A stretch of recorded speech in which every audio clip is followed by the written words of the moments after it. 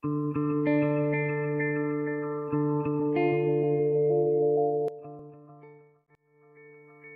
was working with a young boy recently who was having a lot of anxiety. He had just started a new school. He was about 6 or 7. And every morning he would get up, get himself dressed, get to the breakfast table, and somewhere between breakfast, carpool, and making it to his desk, he would have a breakdown, like just tears, a complete meltdown.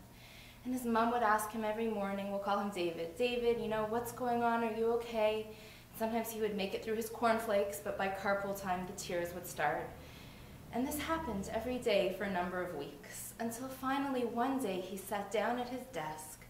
He started to cry, and his teacher came over to him, and she said, David, what's going on? He turned to her, he said, I don't know where I'm going. I'm confused. I don't know what I'm supposed to do this afternoon. So David had started a new school, and it was different than kindergarten. You know, kindergarten, it's the same schedule every day. You get there, circle time, free play, lunch, pickup. In his new school, there was a different activity every afternoon. One day library, another day music, another day gym. And David didn't know what was happening that afternoon. And that feeling created such uncertainty and such anxiety in him that he didn't know how to get prepared, even just in his mind, what was happening next. So together we worked out a plan that would help David feel like he knew where he was going. We made a visual schedule. So it was a calendar, Monday, Tuesday, Wednesday, Thursday, Friday. And on each day we took a picture, so that on pizza day there would be a slice of pizza, and music day a musical note. And we put that on David's desk. So now every morning David knew when he came to the breakfast table, he was going to a place where he would see very clearly and very visually where he was going. And somehow knowing what was happening next created ease for the coming transition. So I took a poll recently, talking with the people in my life, younger, older, peers, how many of us feel that we are currently in life transitions? And there was not one person who didn't feel that in some aspect in their life, or someone very close to them, that there was a major transition going on.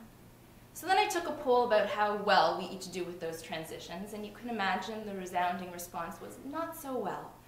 So that although our anxiety isn't about whether we have music or library this afternoon, myself included, we all feel this fearfulness at some level when we don't know what's coming next.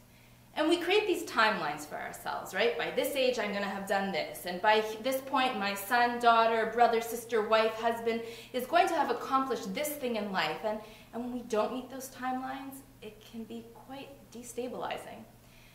So that there's a piece of each of us that wishes we had that visual timeline, right? That schedule that told us exactly what was coming next.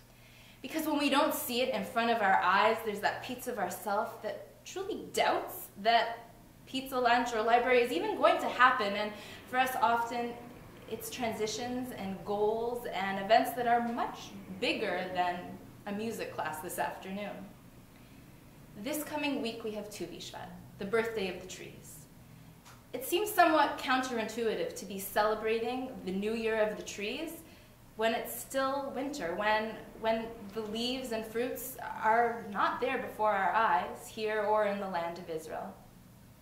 So our sages tell us that we celebrate the birthday of the trees at the time when the sap begins to rise, when that life force is coursing beneath the surface. And so too we are like those trees.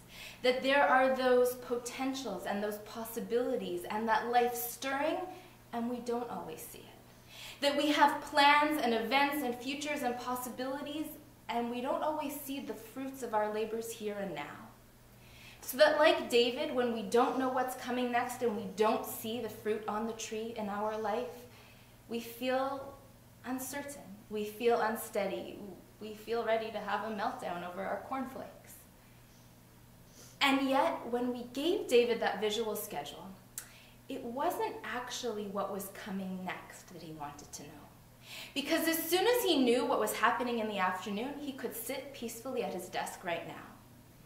So that I think the question many of us ask, when we ask what's coming next and where am I going and what am I transitioning towards, isn't really about the future, it's about now.